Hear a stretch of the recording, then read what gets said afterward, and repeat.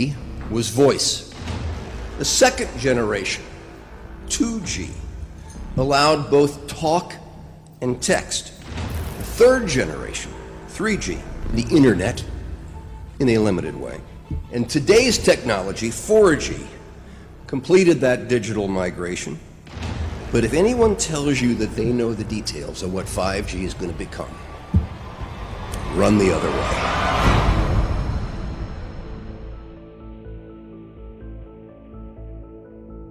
The more I know, the more I realize how little I actually know.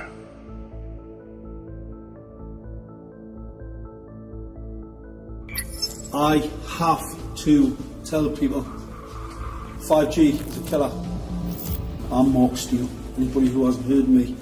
I'm a weapons systems head-up display expert, one of the leading experts in the world. I've actually brought cover in relation to this, and the reason I became an expert was because I invented it. What I'm going to say to you today, do not believe a single word I say. Not one. I want you to do your own research. You'll find it's absolutely terrifying. Pay attention to what is really going on. Pay attention to the Internet of Things, what it is, what it's doing, where it's going. Pay attention to the automation.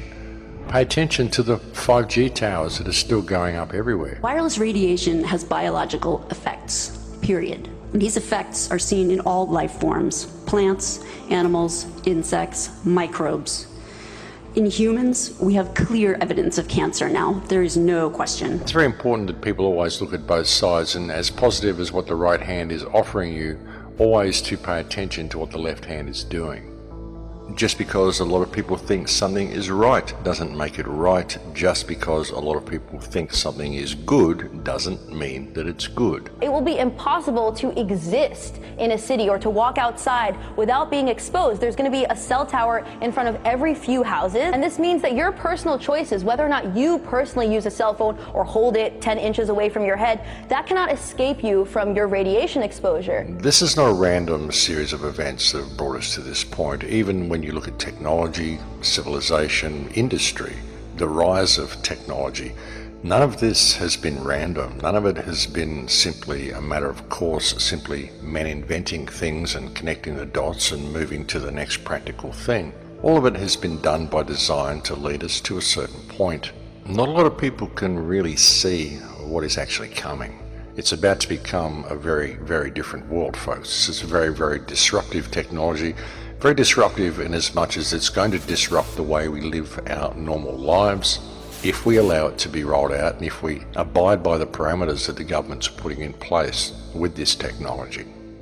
You know, and by around 2030, well, it's all going to be complete. Everyone's going to be in a complete lockdown. And the kids, as I've said so many times, the kids that are growing up through the system now will have no reference point for what the world once was.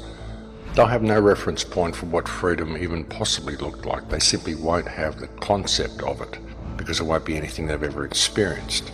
And with 5G, I mean, what people need to understand with it is that it's all military-grade technology. It's not just about monitoring. It's not just about social crediting. It's not just about surveillance. It's also about crowd control. It's about mood control. It's about emotional control. There are so many patents, so many US patents, so many DARPA patents that show the incredible amount of psychological manipulation you can do through electromagnetic radio waves. And not just psychological control, but also physical control. I mean, it's control at all levels you can think of, folks. It's right across the spectrum. We've seen experiments with MIT where they've injected nanotechnology into rats and they've been able to switch the genes of the rats on and off using radio waves to operate the nanotechnology. You think about what's in the chemical spraying that goes on in the sky, the nanotech in all the foods. I mean, we're being set up in a big way, ladies and gentlemen, and the manipulation that comes through this 5G system is profound. It's absolutely off the charts. It's way beyond what many people are considering. You have the capability of manipulating vast sections of population, targeted areas of population, or targeting people individually, targeting crops individually, biology individually. You think about the nanotech is in everything, so anything that the nanotech is in can be manipulated through this 5G system. And the nanotech is in everything. They spray the nanotech in the skies, they put nanotech in the food, even with what we flush down through our drains in our own homes. Gets passed on down through the water system, so you see this in the food chain, and there's nanotech in the food that we're eating and nanotech in the stuff that we're washing down the drains, and of course it ends up in the river system, it ends up in the fish, ends up in the algae, ends up in everything. With all of the stuff that they're feeding us about fast communications and good downloads and good connection speeds and all of this sort of stuff, that's the secondary application of all of it, or even the third application of all of it, because ultimately this is military grade technology, and what it's about is control, and ultimately it's a weapons system. You know, it's a surveillance system and a weapons system. You can have people under surveillance and then you can weaponize it and target certain individuals for elimination or whatever, heart attack, cancers, whatever you want to do to them. You just got to look at it, folks, and think, well, how much can you trust your government? Can you really trust these people? Look what they've done to the world so far, and that's who is rolling this system out, apparently for our benefit. When you look at the internet, you look at what it's becoming something that we never wanted. I mean, we wanted the internet there so we could have access to information, we could have fast communication with each other, but now it's becoming a digital barrier between us and reality. It's becoming something that we must interface with in order to access the real world around us. And all of our information is being removed from us and put onto what they're calling cloud computing now. They're even saying that soon you won't be able to get hard drives for your machines. You won't need hard drives because everything will be on the cloud. And all that means is that it doesn't exist anymore. It's up there in cyberspace and you don't actually have access to it on your own computer. So you can't have access to your own things. You've got to keep them on the cloud, which means you can be locked out of all of your stuff at any time. That's what it's about. I mean, I know people that have uploaded their photos to video host programs and then suddenly they get locked out and they need to verify who they are in order to access their own stuff. I mean, this is ridiculous, folks. They do all this sort of stuff and they say it's for your security. We're locking you out of the system because you've changed location for the day, and so we don't think you're who you are, so we need access to all your devices and your cell phones and everything we can get to try to track you and triangulate you and get everything we can on you before we're going to let you have access to your own things again. That's what they do, and they call it security. It's not keeping you safe. It's keeping tabs on you and making sure they can lock you out at any opportunity, and they're just kind of showing you that they can do that, and you're agreeing with it by going along with it. And when you've got kids that are growing up into this system and everything that they do is online, everything they know is online, all their bank accounts, their shopping, their friends, their Instagram, all their connections to everything, their electricity bill, it's all online. And even their car keys and their access to their house becomes digital. Then any threat of being locked out of that is going to stand as a major obstacle to these people ever thinking for themselves in their lives. You know, you imagine what it would be like. You start to question the government's actions. You start to speak out about vaccines. You start to speak out about anything that means something to you, and suddenly you find yourself locked out of the system. Suddenly you can't access your stuff because none of your stuff is here in the real world anymore.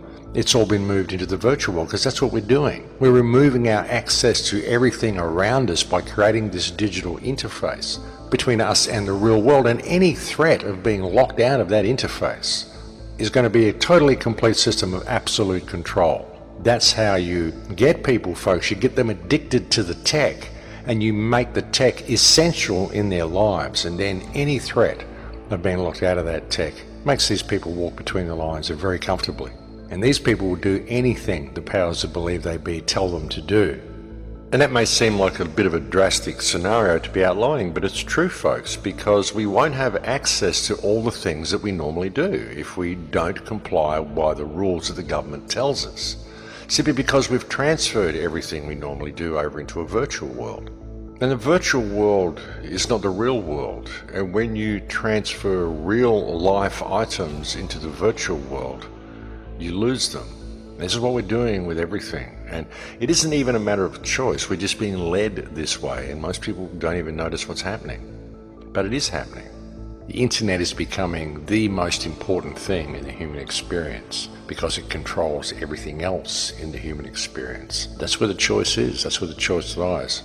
The choice lies with us every day by what we do with that which is available to us and how we choose to operate in the real world. And as I've often said, folks, I don't own a credit card and I don't take a smartphone with me anywhere. When I go out, I don't do any of that stuff. So you don't need to have these devices. I can post all these clips to YouTube. I can watch all the other video clips that people post. I can do all these things. I can even access social media and do all those things, all without having a smartphone. So we really need to think about the choices that we are making. The decision is with us, and it's always been with us.